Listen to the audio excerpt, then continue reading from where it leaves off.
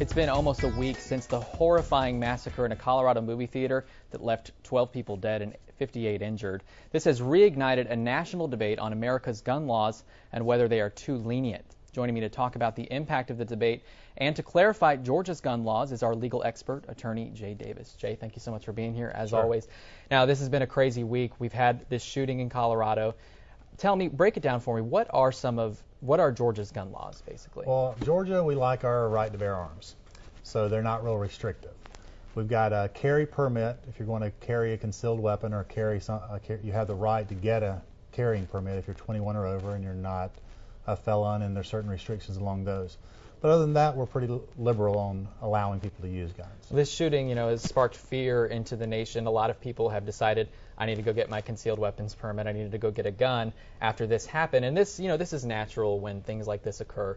But tell me about when someone needs to go get a gun, what are the legal obstacles or legal ramifications of that? Well, you can pretty much buy a gun in Georgia without a lot of all they do now is a background check. There's no permit required to have a gun, or there's no registration required. You do have to have a background check if you buy it from a gun dealer.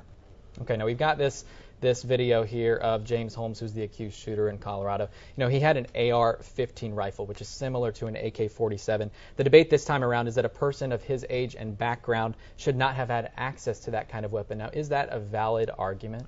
Probably not. He's 24 years old.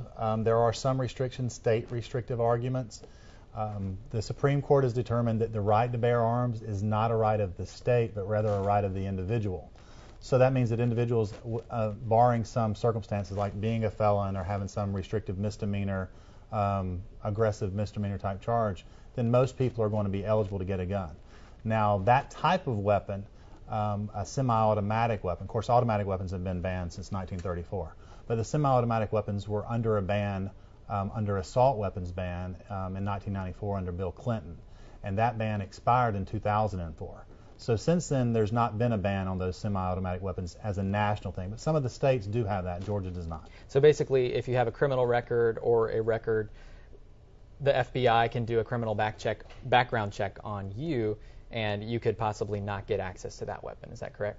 That's right. If you went to purchase a gun and they did a background check and you were deemed to be a felon or to have a violent type of misdemeanor charge, certain other restrictions in your background could prohibit you from getting a weapon. But other than that, as long as you're over 18 to get the weapon, of course, to get a carry permit, you have to be over 21. Now, under the Second Amendment, like we said earlier, we're guaranteed the right to bear arms. But can the federal government draw the line when it comes to that part of the Constitution? The Constitution says the right cannot be infringed. So the states actually are coming the closest right now to infringing on rights, and that's creating obstacles to get and to carry guns. The federal government can also do similar until the Supreme Court deems that whatever they're doing is an infringement.